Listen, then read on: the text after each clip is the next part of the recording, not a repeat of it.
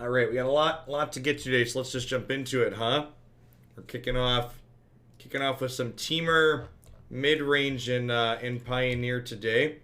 This is kind of a memory of Pioneer's past. This is a type of mid-range deck that was like not just good, but like arguably one of the better style of decks in the format at the start of the format's inception. I think at once upon a time I would have described Glorybringer as one of the best 5-drops in this format, and I'm not really sure how to feel about it in its current state. Kind of expecting to just get chewed up and spit out if we hit the efficient combo decks. This is a little bit of clunk here. When I accepted this, the format looked a little bit different, so we'll see. We're gonna join up, play some matches. Maybe we'll be pleasantly surprised. But again, the key to not being disappointed in life is low expectations. So go in expecting little, and maybe we'll get surprised. Hey Beansy, thank you for the very generous tier 2 and for the 7 months at that. Welcome back.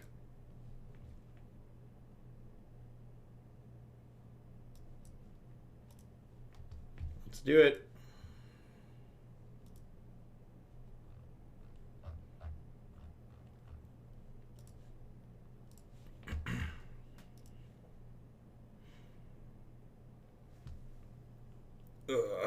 So no green on 1, no blue mana.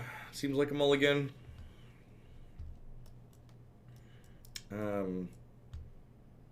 I guess I keep this. I don't know that I can go to 5 necessarily.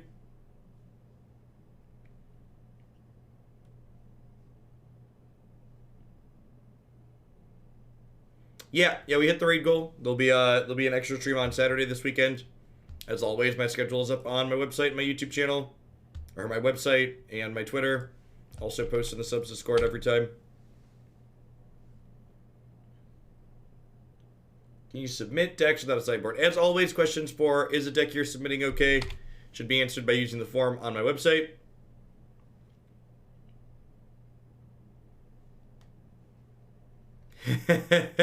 Yeah, Rainfall Review. Yeah, I don't fault people. Like I said, it's not their fault that the format took a big turn. Hey, Black Aggro though. This is like battles of decks past, right? Maybe we have a shot here. Not getting a combo for the first one. That's exciting. Thank you for the very generous tier 3 resub, by the way, Rainfall. I appreciate you coming back.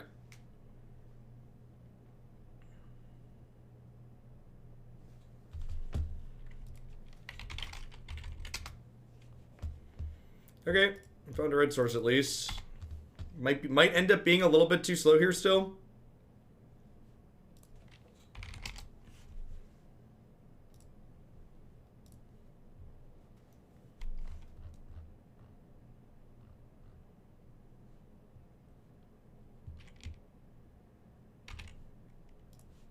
Yep, at least I have a 4-drop next turn guaranteed. Maybe Banger can pull us through here. Depending on what their sequencing looks like. Quester. Oh, really? They must have a bunch of removal spells, huh? I feel like there's no way they take Chandra and leave me Banger if they don't have a removal spell.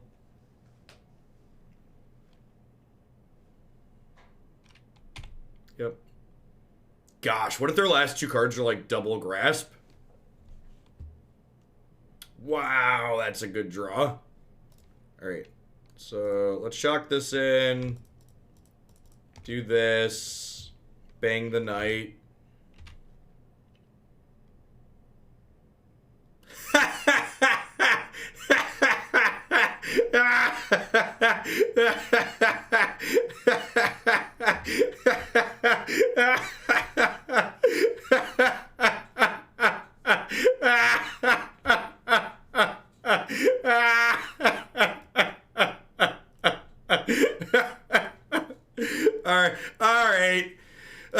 I guess I don't know if we deserve that, but you know, if that's not peak Magic the Gathering, I don't. This is what peak performance looks like, chat. You may not know it at home, but this is what peak performance looks like. It's funny because it's sad. Do I want to Unravel the Aether? It shuffles Scrounger back into their deck.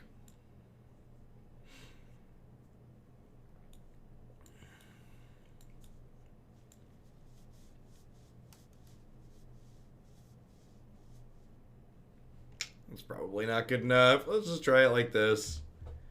Hope for the best. I mean, to be fair, the current opponent's archetype is one that's largely fallen off.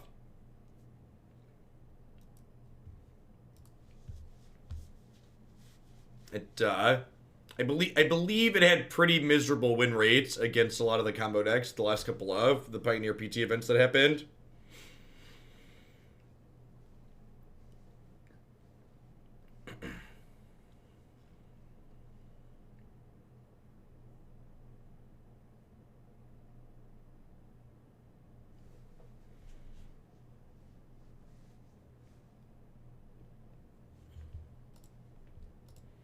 For people that missed the cackling, they did a thought seize that seemed a little bit strange. I was like, oh, that could mean they have exactly these two things that hose us, and then they had exactly the two things that hosed us. So their thought seize made a lot of sense. We correctly derived what was in their hand based off of the context of the thought seize. Because everything went horribly wrong. This hand's great. Get to stomp something and then play a Planeswalker or a 4/3 on 2. Or 4/3 on 3.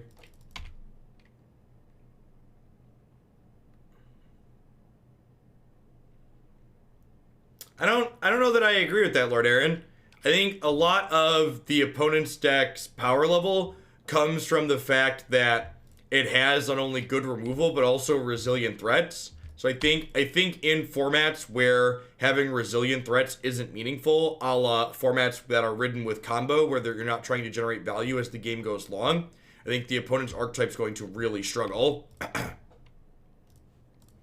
And so far the numbers seem to agree with that, from my understanding.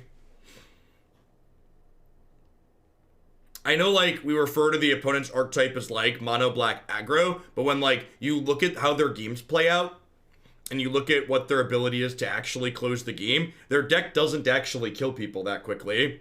Like, their fastest goldfish draws generally aren't killing people on turns 4 and 5. Like, they are almost assuredly a slower aggro deck. The reason why their deck is good is in large part, well, that was an absurd draw, is in large part because it was beating up mid-range decks like this one here, where their card advantage was super meaningful. I messed up. I shouldn't have shocked in that land because they're going to scrap Peep Scrounger in response here. I shocked myself and I shouldn't have.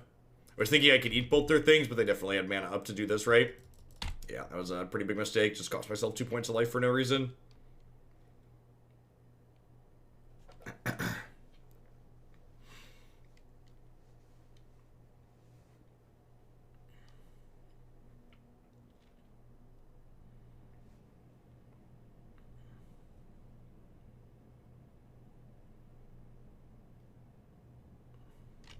Feels bad, man.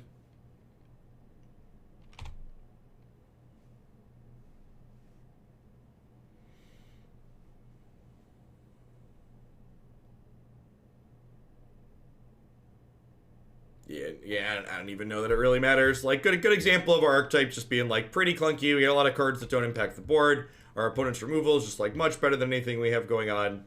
Yeah, we're like, just dead here. Maybe I can, like, a Magma Spray and stay in it. Yeah.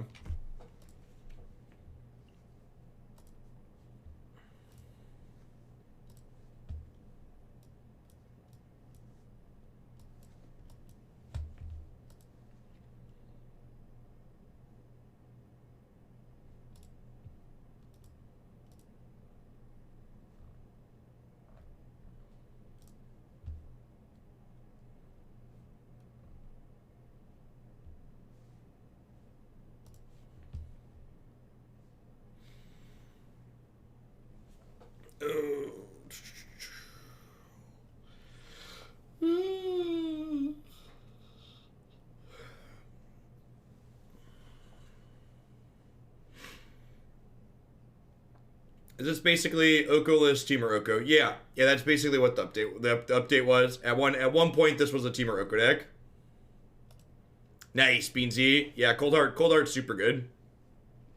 She's the only reason my team does some semblance of okay against the clan boss. He's really good for farming content. Alright, let's do it.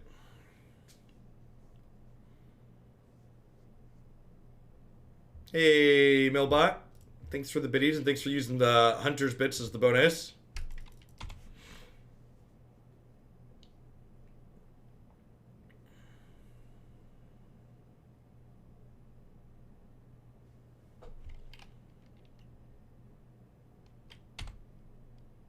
Yes, we got thoroughly stomped Zentoth. It was not particularly close.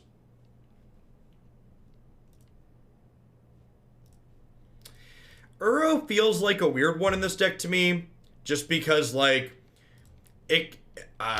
Growth Spiral Game 3 isn't super good, and like the ramp is okay. Like I guess it technically enables like turn 3 Glorybringers, but like our deck doesn't really put things into the graveyard consistently, so like our ability to escape this back is pretty limited.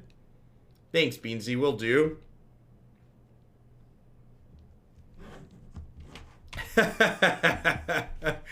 Oh, it's good. It might be a quick over for Pioneer this morning.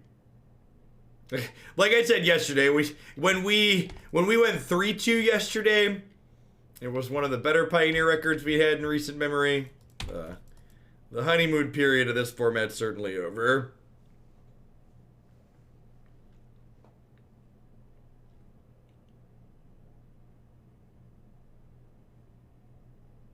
Blue-green Eldrazi, sure. We played a bunch of blue-green Eldrazi at the start of the format. I don't think we played it post Once Upon a Time ban, though. I mean, to be fair to the state or power level of this deck or whatever you want to call it, I don't even know that it's fair to like blame this archetype being bad on Combo Winter. I feel like the last match and this one too, right? Like neither of our first two matches here are combo matches, but looks like we're still gonna kind of get stomped.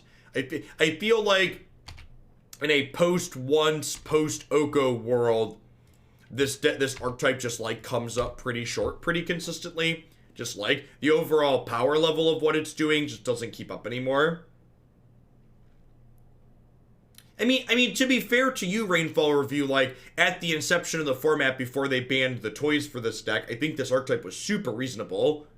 I think the format was in a position that Glorybringer was fine, and, like, Oko and Once Upon a Time made the archetype, like, genuinely very reasonable. Silliest Putty, thank you for the third of a year. Welcome back. Thanks for keeping me around.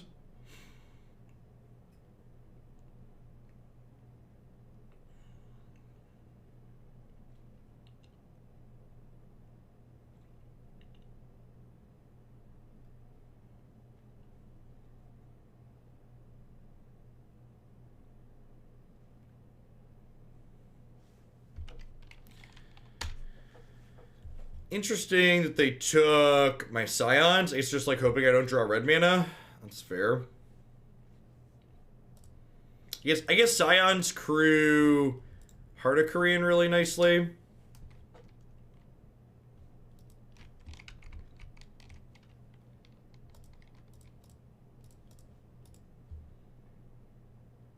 Can loot away the Stubborn Denial.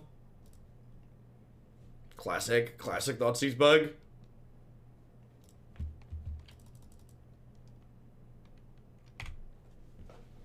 Gonna go ahead and pass here. I don't think I want to spend a loyalty to attack for 4. We're not really in an aggressive position here.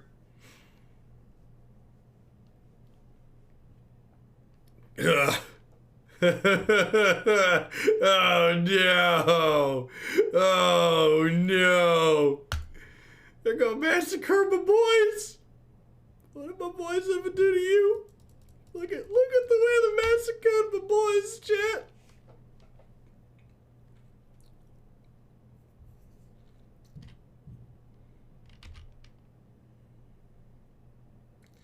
We'll Well, shoot.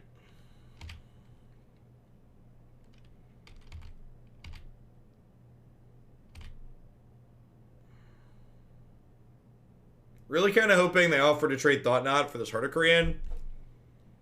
Like, I'm super into that trade. Helps me draw a card and try and find a land drop this turn. I'm not sure that we're going to be able to beat the Scavenging Ooze. We kind of need to find Brazen Borrower once it gets big to reset it. Well, U-Town, thank you for the 7 months. I appreciate that. Welcome, welcome, welcome back. Thanks for keeping me around. Okay, so we'll ditch that.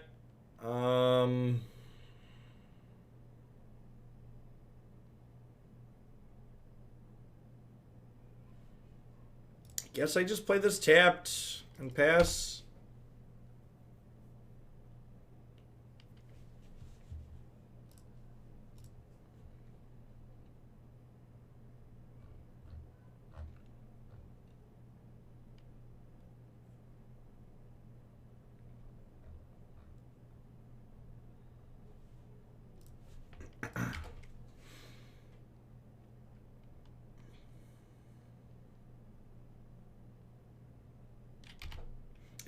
It feels like a different lifetime, Kenix.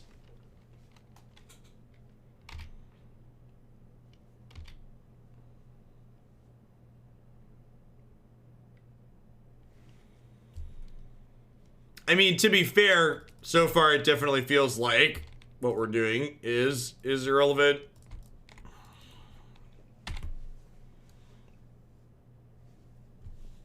To be fair.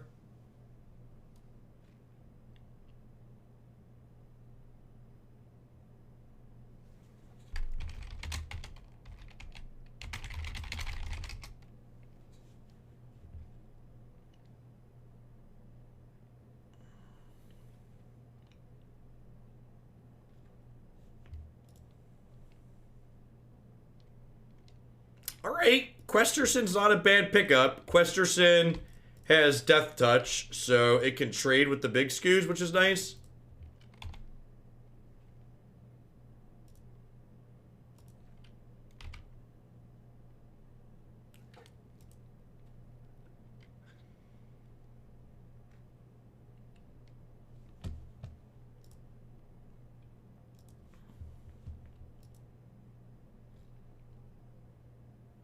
Why, Pumpkins, thank you for the 17 months. Welcome back. Thanks for keeping me around.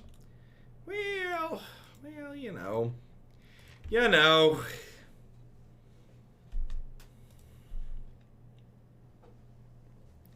We came, we tried. We've got Aether Gust. I've got Rose. This is not a stubborn denial matchup. Hazoret's actually probably pretty good here. Get the hand empty and then put this up as a wall. Royal Scions seems like it just gets attacked down. Let's trim those. Think I like it. I know I already said, yeah, Twitch is, you know, Twitch gonna Twitch. Thanks for the 32 months at any rate.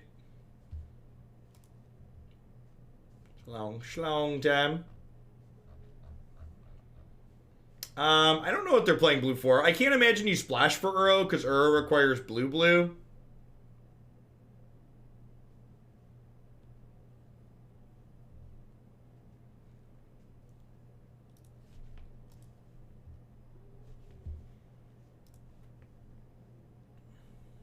Seems like a mulligan. No double red, no accelerant. Not amazing, but keepable.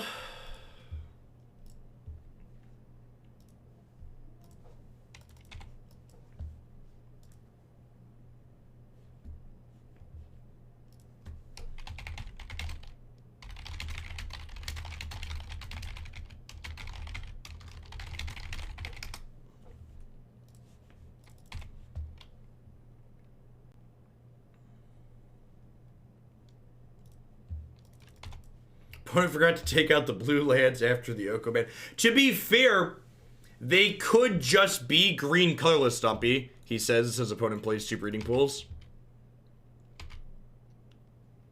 I have no idea. I haven't been paying attention to Pioneer results. The format hasn't really been of interest to me. I haven't been brewing.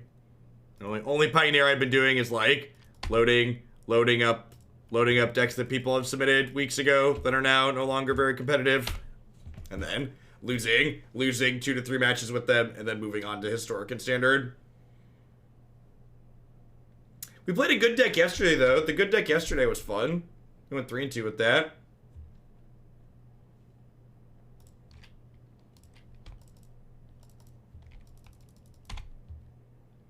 To be fair, I think something that needs to be stated, I feel like I haven't said enough, is I don't know necessarily that this format. I actually don't think Sultai Delirium is very good Rainfall Review. I think Sultai Delirium is probably the worst deck people are playing in this format.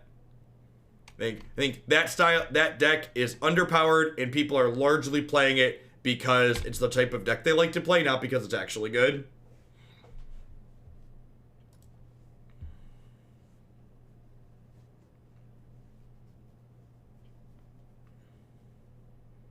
Really? You left me 2 bangers, eh?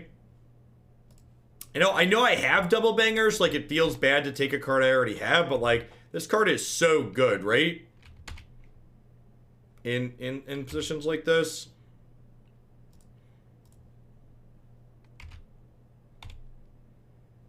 Let's get that out of there. Again, Uro looking pretty awkward here. Like I cast it and then like I'm really far away from ever escaping it back. I feel like the types of games where this deck's going to be able to escape back Uro just like largely don't exist in this format at the moment.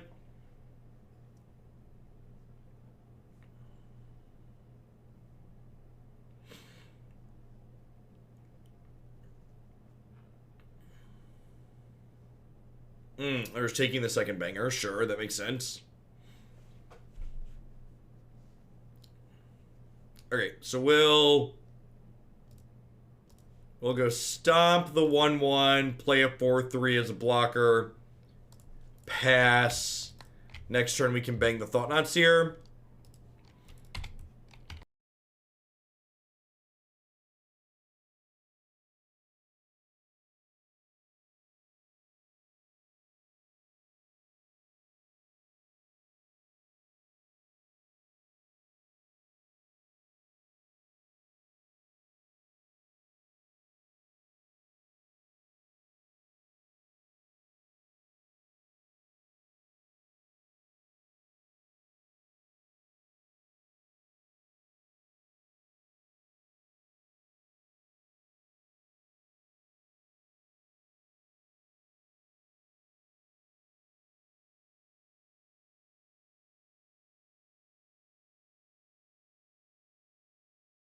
Easy block here. Hey, oh. I say hey, I say hey, I say hey, oh. Dragon, come and blast your smasher. Do do do do do do do do do do do do do do do do do do do do.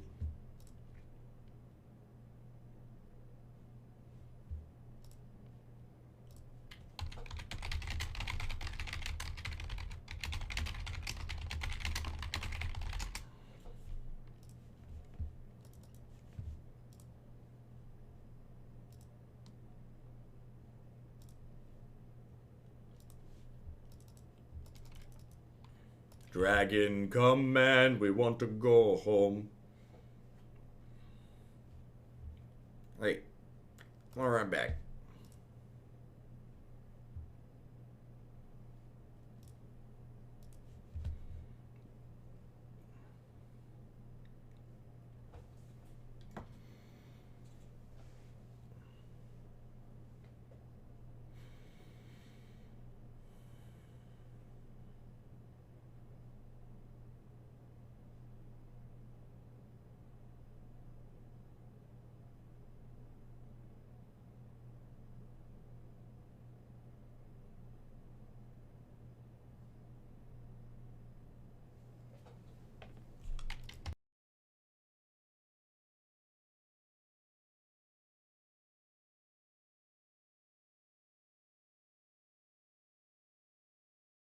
Alright, now we gotta try and win on the draw here.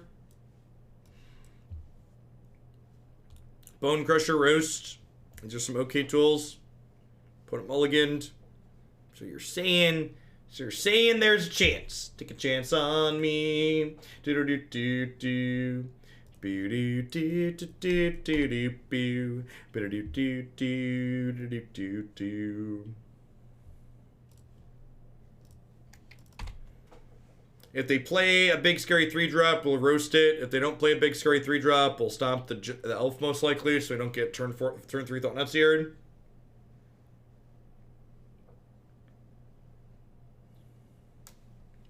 They don't have flying blockers. They literally had a Brazen Borrower on an adventure. Literally. No, they're actually letting Pioneer out. Again, like, if you don't like Pioneer as it is at this very moment, you should bail out. Don't have hope. You are, as someone who has hoped against hope, for change in Modern for too long before eventually giving up, I would recommend giving up. It's just going to be a recipe for sadness. Play some Arena, play some Historic, play some Standard. Do not hope that Pioneer is going to change. If they wanted Pioneer to not be what it is now, they've had an absurd number of chances to make that happen. They like what Pioneer is like right now. They think the current format is desirable play patterns. Lucky. Hashtag sometimes lucky. What you're saying is put my Pioneer money into Raid. I mean, if you enjoy Raid, spend money on it. Game's fun.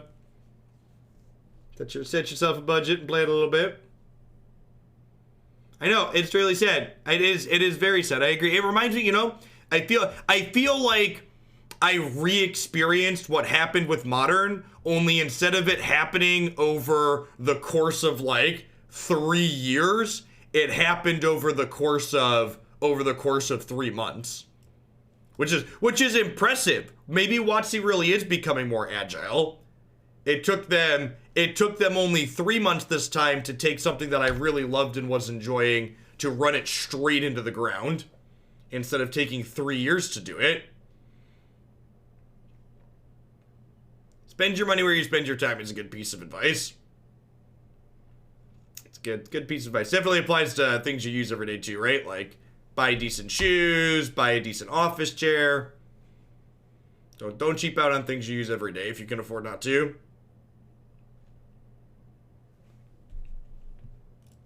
Beds, yep, spend a lot of time in your bed.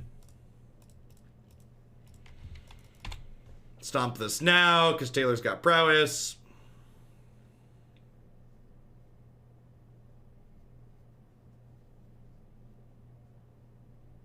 I mean, to be fair, I'm super looking forward to Rotation in the fall. Rotation in the fall will make Historic even more defined and distinct from Standard, which will be great.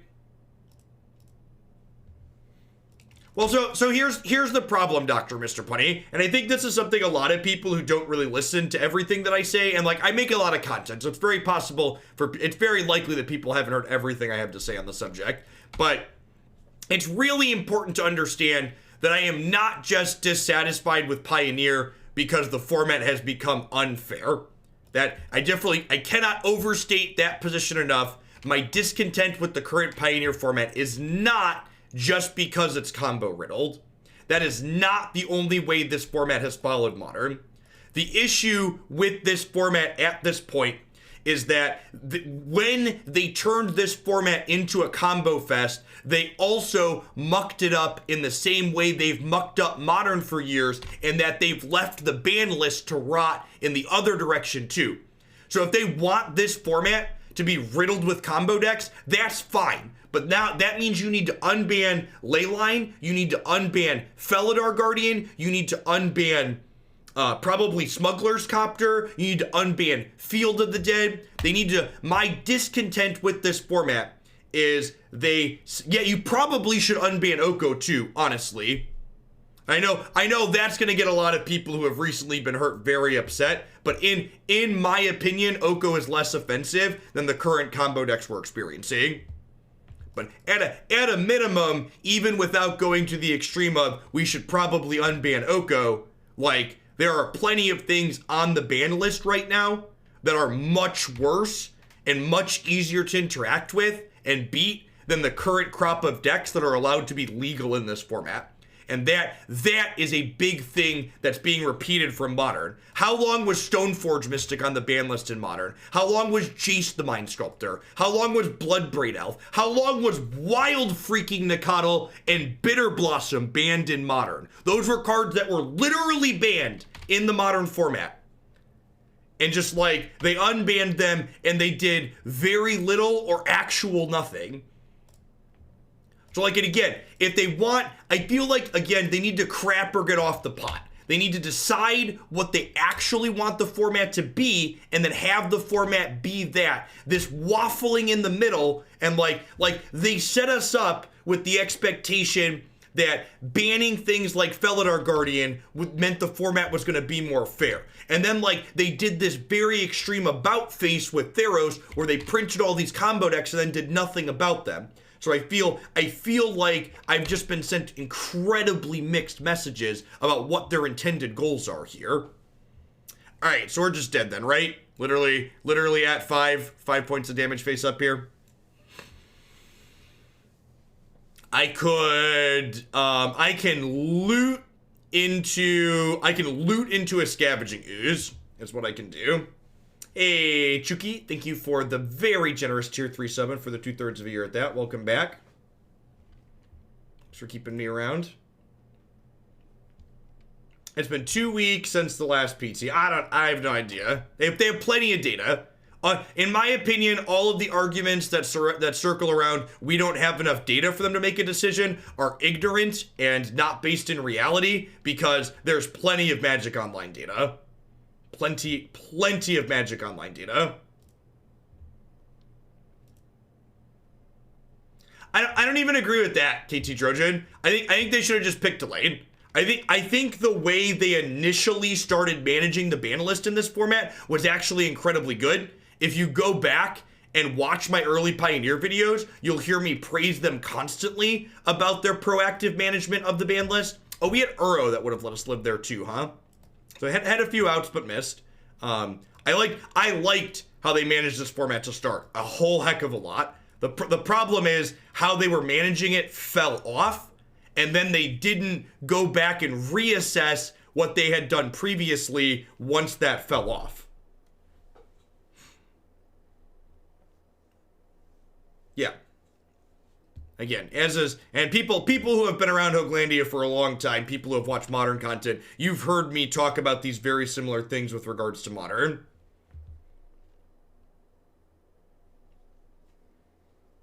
Thanks, Temur, and thanks for the 5 months. I appreciate you keeping me around. I wouldn't be here day in and day out without folks like you. So, thanks for the support. Yeah, Copter, based on the current format, Copter not being legal yeah.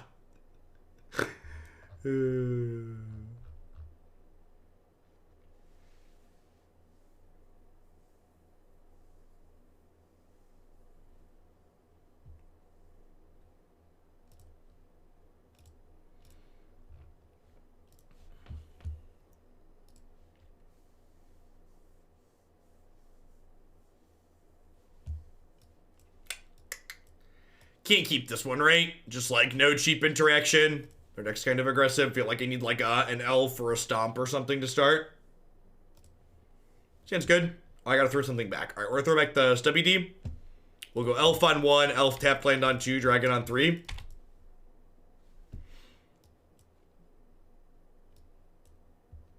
Unban everything each time as a new set release. I don't know about that. I feel like if someone from R&D came to me and said, Jeff, we're not banning any of the new combos, what would you unban?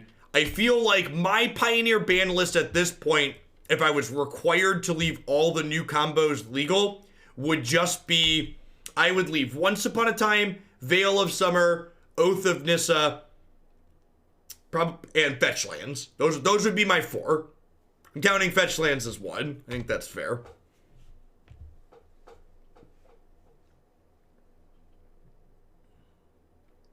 I feel like everything that's not, I feel like Once Upon a Time and Oath and Veil of Summer can all be classified as design mistakes or like tedious to watch your opponent sit there and flip through things. All the rest of it, just get rid of it.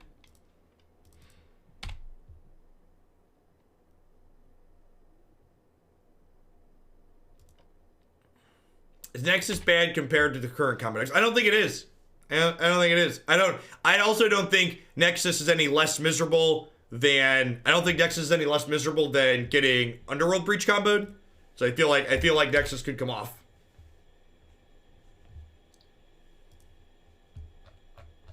I feel like the power level of Nexus is much lower than the power level of other things. Also, like, Bonecrusher Giant and Questing Beast were like really excellent tools for fighting the fog decks.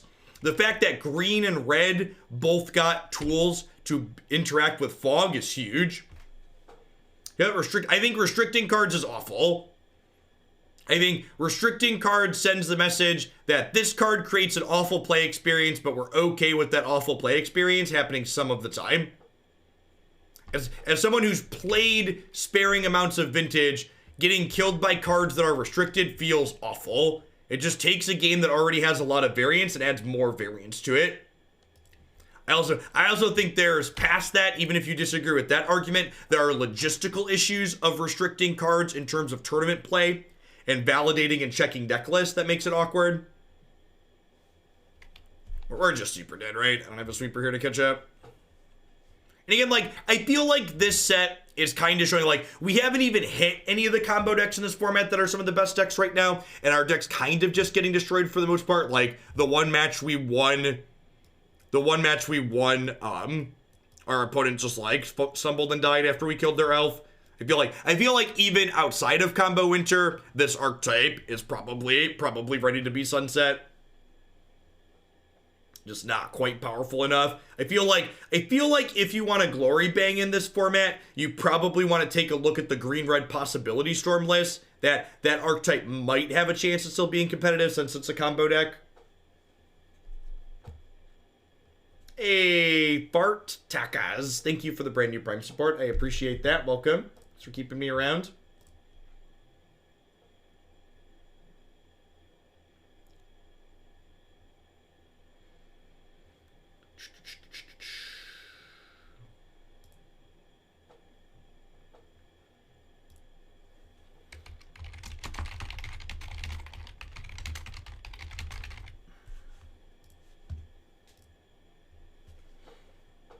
I was liking playing with Smuggling Copper, but I was willing for it to be okay, for the format to be made more fair, losing a card that I enjoyed playing with for the sake of the format health. Now that the format is a state where Breach and Inverter get to exist, I feel like I've been lied to, and it makes me uninterested in Pioneer. I agree, Percy. I feel the exact same way, except about Felidar Guardian.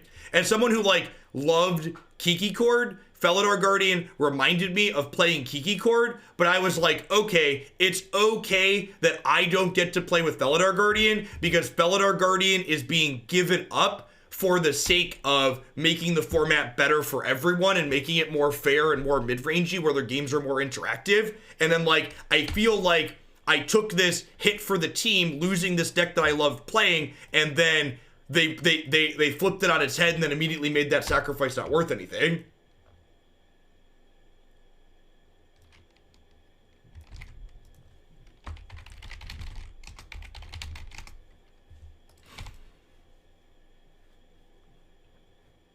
Great. Looks like we found one of the combo decks finally. Almost assuredly Heliod combo here. Welcome back, Clipsy. Gotta watch those other mods, they're bullies.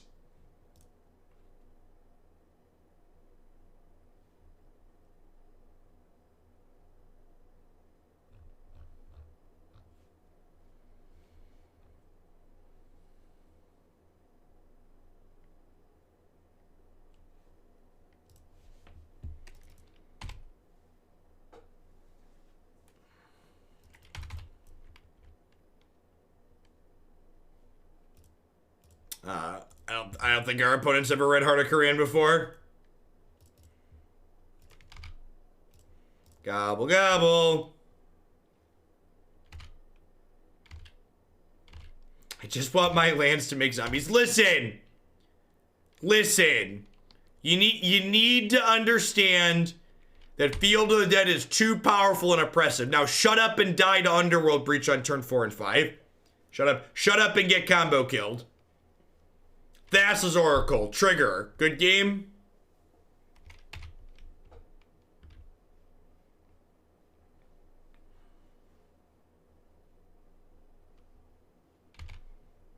Alright, untapped land here. Lets us bang the Gideon. Feels magic, man.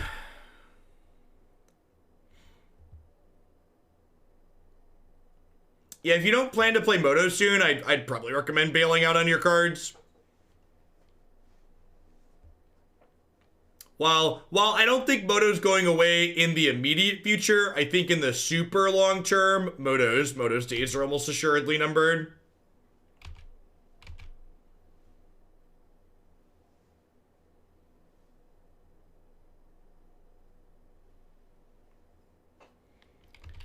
Yeah, I think there's a good chance you're right, Ecker. And it makes me incredibly sad and frustrated to say that, but I do think there's a good chance you're right that the lack of bannings is profit-driven. Alright, if I draw a land this turn, I get to Glorybringer, bang the Owl, bang the Gideon. Although I guess Gids is at 5 now, so it doesn't die anymore.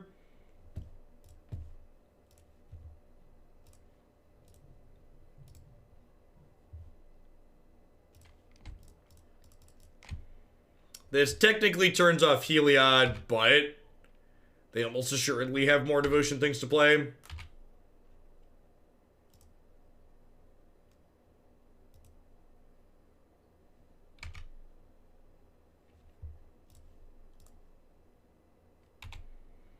I've always said there's unspoken rule that can't ban current set rares until late into the cycle. Sure.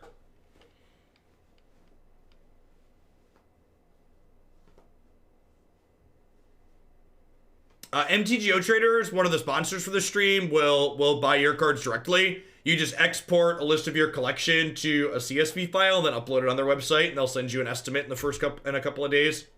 Super clean and easy process. You can also convert them to tickets and sell them at places.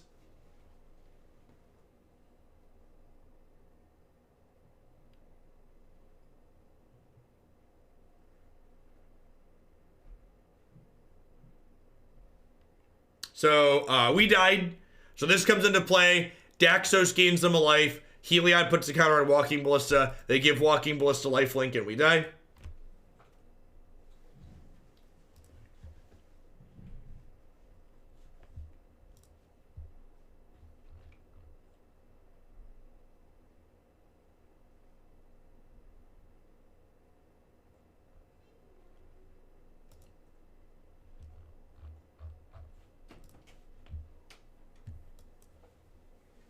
Good morning, oldest son. Hello, Daddy. Are you having fun staying home on your snow day?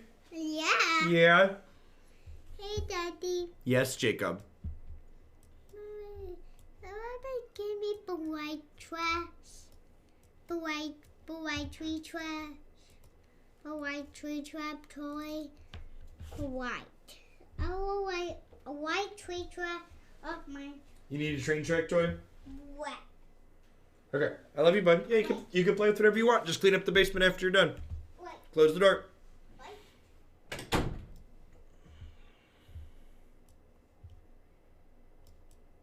I think I need to leave Brazen Borrower in. I think I'm just cutting Uro. This deck's not very good at bringing Uro back. This card's been pretty underwhelming. Hazoret's pretty slow and clunky. I don't know that we empty our hand fast enough for this necessarily. I'm going to bring in a bunch of my spot removal in the hopes to keep their board small. Let's try this.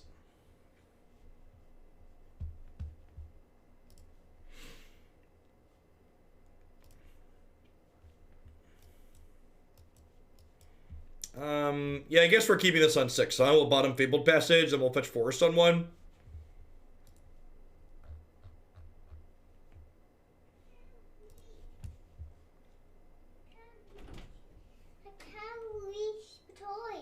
you can't reach the toy? Yeah. Oh, is it up in the closet? Yeah. Okay. I'll be right back, chat. I'm gonna be a step stool. Which one do you want?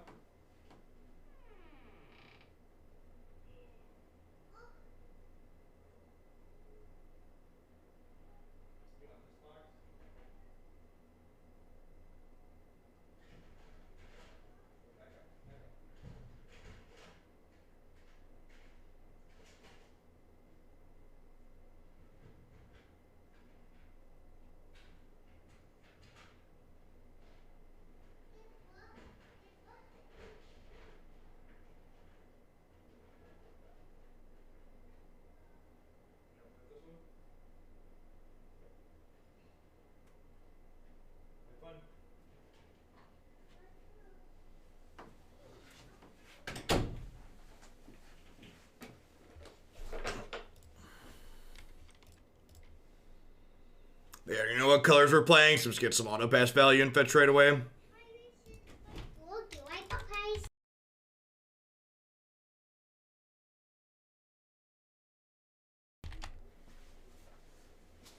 You're fine, Christy. He just wanted me to get one of the track sets down out of the closet for him.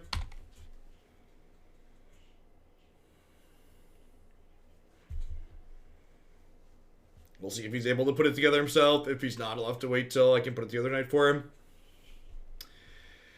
I don't think I need to hold up Stomp here. Let's just play the elf out. Then with the elf, next turn we can go Kiora plus a 2-mana spell, because Kiora can untap a land.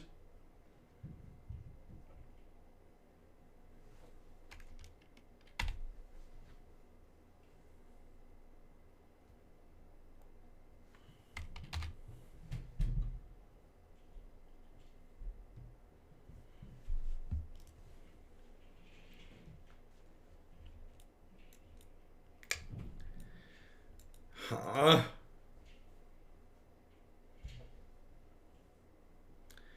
Do I want to fry Daxos here? I feel like that's probably not unreasonable. Let's go ahead and play Kiora here and then untap my red source. This is 5 to a white or blue creature. And just pass back here.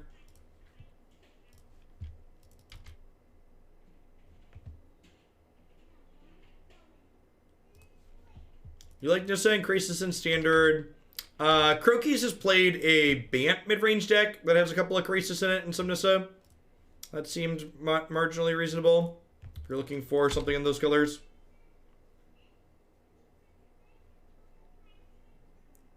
A straight even Stevens on tempo. Yep, there's a Heliod. I think I'm just playing Bonecrusher here and then hoping to draw some lands and then maybe we can Embercleave up and win that way. Kind of punk them out.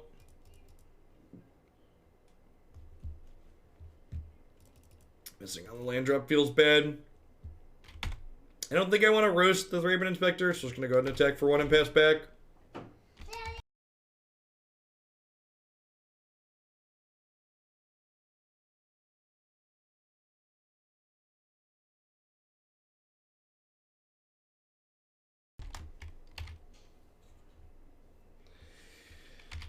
Feeling pretty dead. Roast is notably non-flying creature, so I can't kill Arcanist Owl here. I guess I could draw, if we draw a Glorybringer, I can Glorybringer the Arcanist Owl since I have Kiora to untap my red source, but...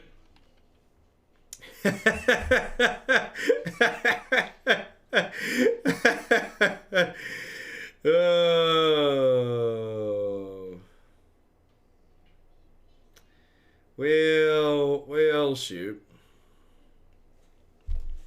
Are we dead? Feels pretty dead. And again, this is like just the power of the opponent's archetype. Like, Heliod's incredibly difficult to interact with. They get to play combo pieces that are indestructible. I only watched half of the debate last night because Christy and I, we took the kids to see Paw Patrol live last night. We have a traveling show that came to the arena in Bloomington. So we were out for the first half of it. I'm gonna play the last one, Rainfall, since we won a Magic. Or we won a match. If I like manage to get lucky and scrape out a match win in the 5th one, we can get our $5 back. So, did you hear that the tickets for the debate required that you sponsor the event to the tune of $1,000 to $3,000? Yeah, it's called capitalism. All the news networks are there to turn a profit. They're not there to provide information. They both loved it. They were enthralled. Declan was a little bit off-put when like the first actors came out on stage with the dog costumes. He seemed uncertain of it.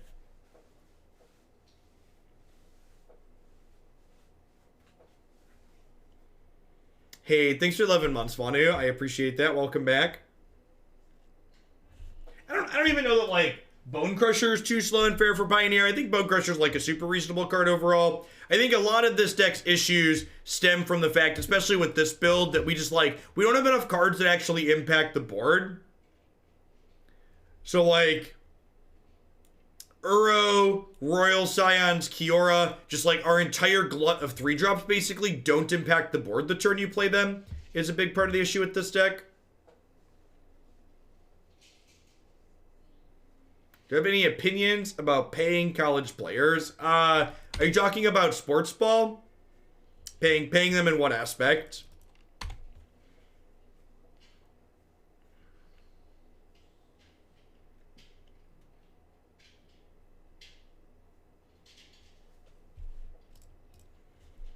All right.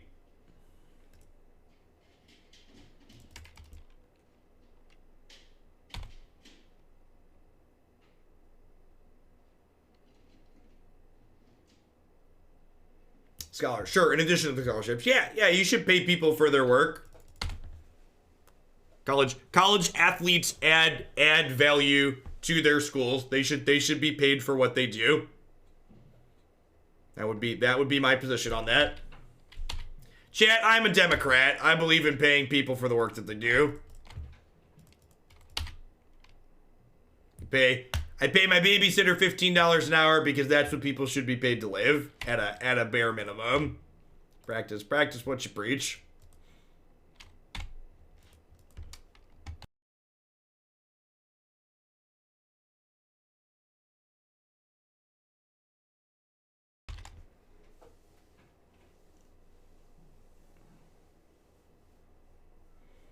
If you don't pay people for the work they do, you too can become a billionaire. It's sad because it's true. This hand might actually be okay in this matchup. I've got one of our main deck Stubborn Denials here. I played a 4-3.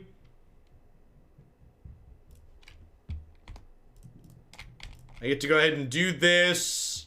Drop this. Play Llanowar Elves. We can get our hand relatively empty relatively quickly here, which will let us attack with Hazoret relatively soon, hopefully.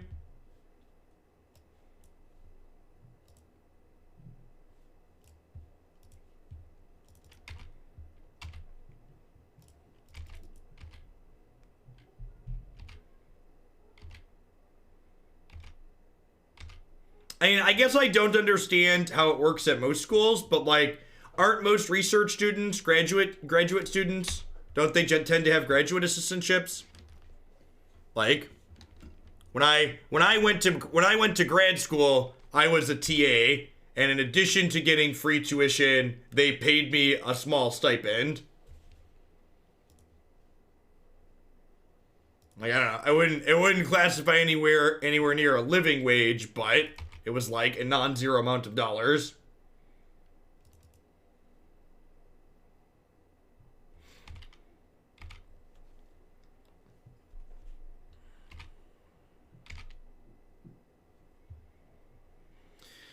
Ah, yes. The old infinite lands in play. Still can't cast my Glorybringer.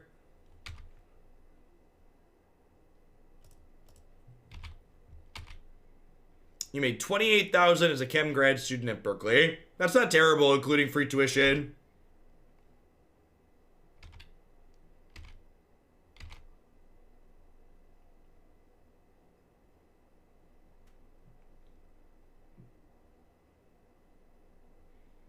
You're usually not allowed to have another job on a site ban. How do they enforce that?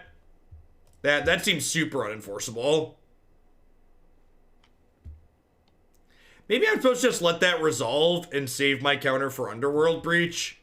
I don't know. I kind of want to get my hand empty here. No, I think that's right? Because if I draw a land here, I kill them.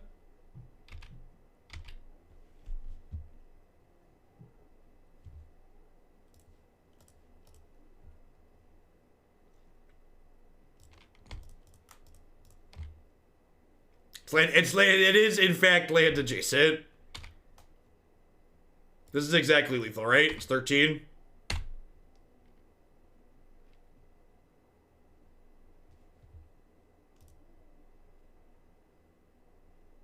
I'm doing research as underground and getting paid. Good.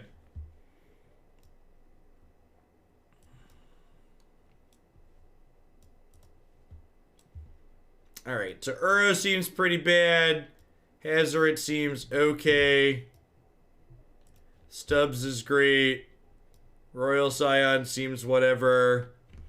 Do I want Unravel the Aether in this matchup? I'm not sure that I do. It's kind of reactive. I'm boarding in my Hazorets. If they're smart, the first thing they do after they cast Underworld Breach is escape a second Underworld Breach.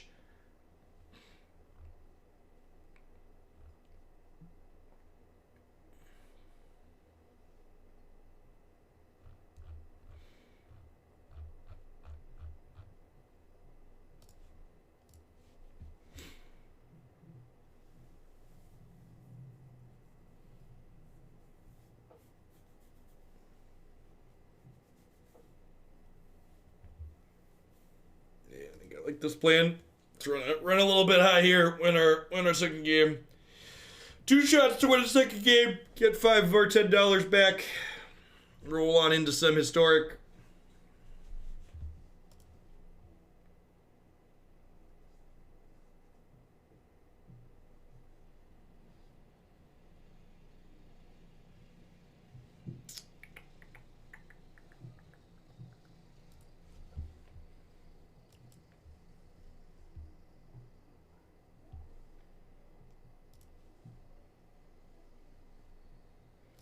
Well, shoot.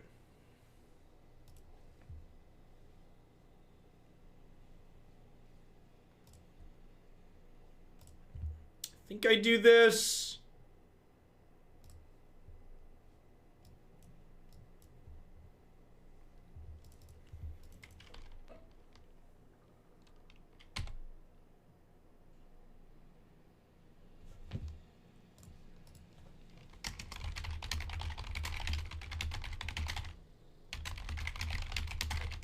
Land is great. The fact that they had Grazer on 1 here might be bad for me, though. I think I'm just disputing a cantrip on 2 here, just for the sake of using my mana.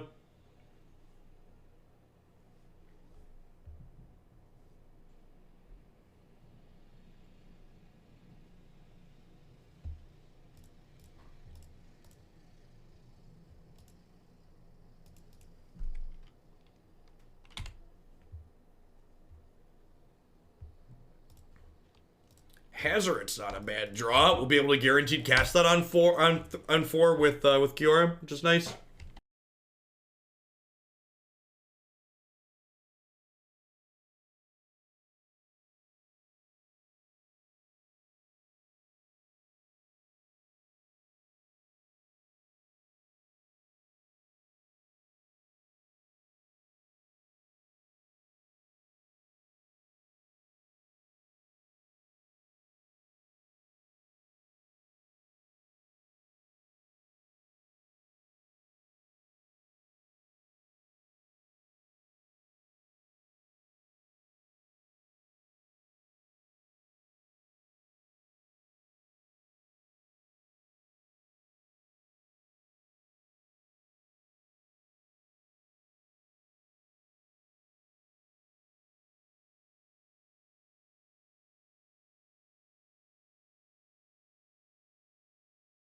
Of course it's a combo. Hazoret gives you cards to discard to Kiora. Clearly you don't all understand how combos work.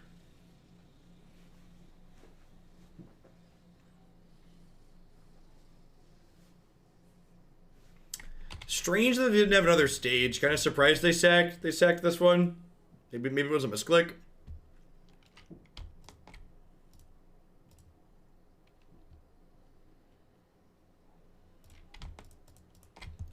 Dog Mom here can also bark and crew the heart, which is nice. I mean, and I do need lands here, to be fair. He says before he draws another brick. Crew it up. Crew it up. Hop in the flying ship, Dog Mom. Fly.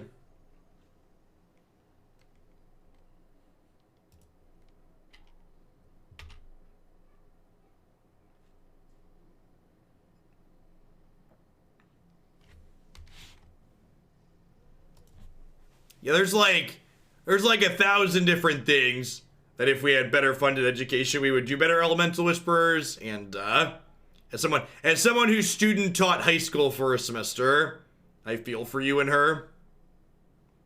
Because you can't really work a job while you student teach. That's just not feasible. Because you're actually teaching, just someone just observing you. And it's not the payoff that you get once you complete student teaching, like the amount we actually pay our teachers, is also low.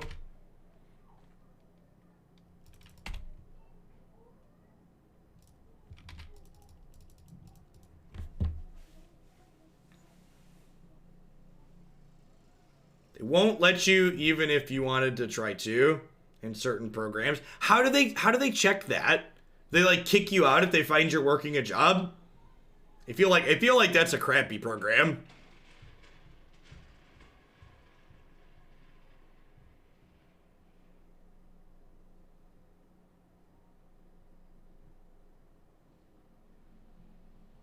It's pretty common. Weird. I guess it's been almost a decade since I student taught. I don't think I heard anyone talking about that when I did that forever ago.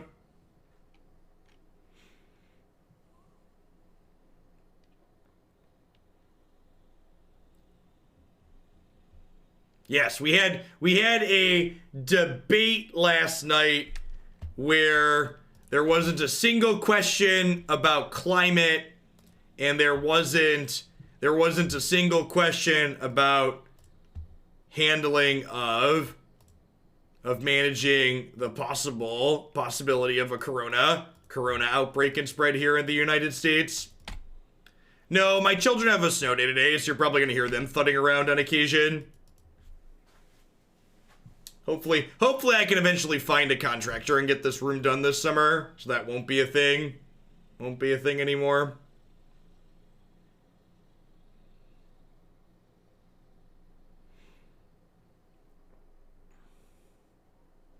It's like not a huge deal, but in a perfect world it wouldn't exist. There's also there's a window right to my left here in this current room that I'm in, and I can definitely hear my neighbor using their snowblower. So I'm sure some of you can hear that as well.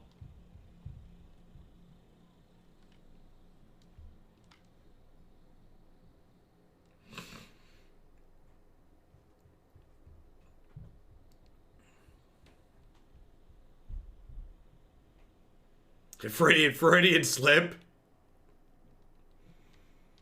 Am I dead yet? In Europe, sterilization soaps and masks are all sold out. Wild.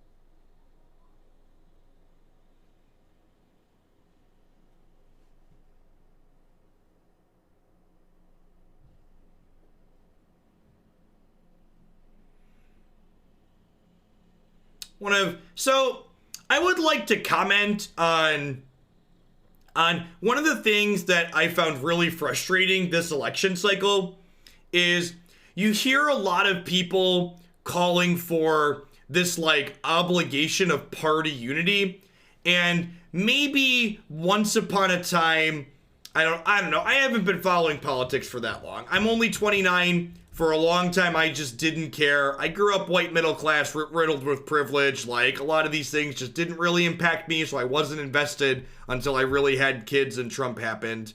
But, like, I feel like a lot of the calls for, like, party unity fail to understand or address the fact that there's some very different, distinct divisions in the Democratic Party, that there's effectively multiple sub-parties in the Democratic Party, and expecting all of the progressives to fall in line behind moderates and vice versa, I think is pretty unrealistic.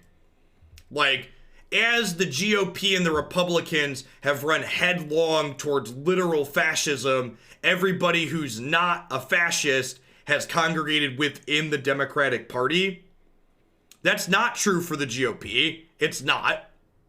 The GOP does not have a range of people. Look at how Mitt was the only one to vote to censure Trump, and even then only on one of the issues, and how people responded to them. Then look at how people like AOC and Nancy Pelosi vote on key issues differently, and how they represent key things differently. Anybody thinking there's still a range of opinions to be had within the Republican Party is ignorant to the reality of what's actually happened in the world in the last 4 years.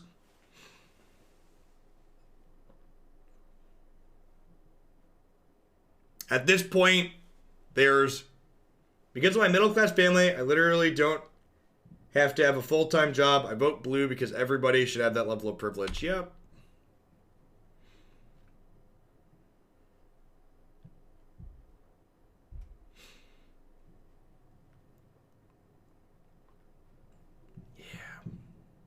Yeah, it's important to understand reality. There's range, and there's different people on the GOP side. That's very both sidesism. That's just nonsense and not founded in fact.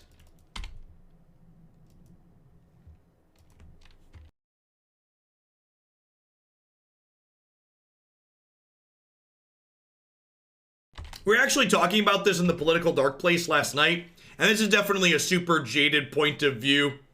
But honestly, at this point, I think most independents tend to fall, and this isn't all of them, but tend to fall, many, not all, fall into one of two camps. I think there's a large segment of people who classify themselves as independents who are They classify themselves as independents, even though in reality they support and largely vote Republican, but they're smart enough to realize that saying that that's what they do will get them appropriately branded as a racist and a bigot in certain circles, because lots of Republican and GOP policies are racist and bigoted. And then there's another subset of people who vote independent who are largely just uninformed. And I say that because I was one of those people. Until Donald Trump happened, I thought I was an independent. I would have told you I was independent. I voted for a third-party candidate in 2016 because I wasn't informed and I didn't care. And I think there's a lot of people who think of themselves as independent that if they actually woke up and looked around and realized what the different parties were doing, they would realize that they're a Democrat, because Democrats range from people far to the left and very progressive to centrists. That there's a range in that party that's not present in the other. The Moto warning is Moto's going to have downtime shortly. Correct. The way the two-party system works, third-party votes are not generally smart.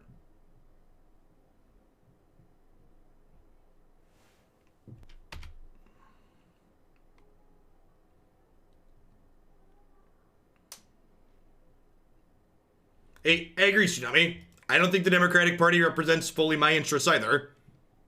But if the choice is between a Democratic Party that doesn't fully represent my interests and literal fascists, the decision is extremely easy.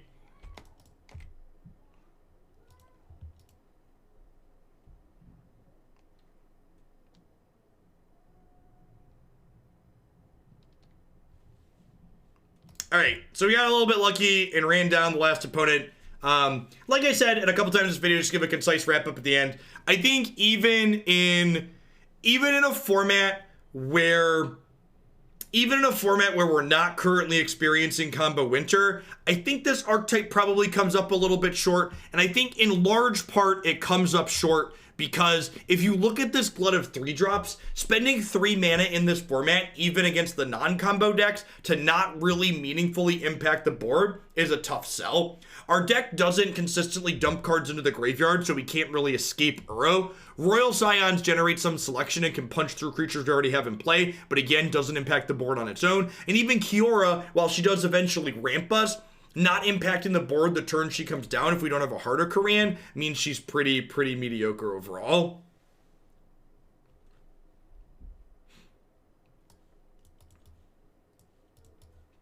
Yeah.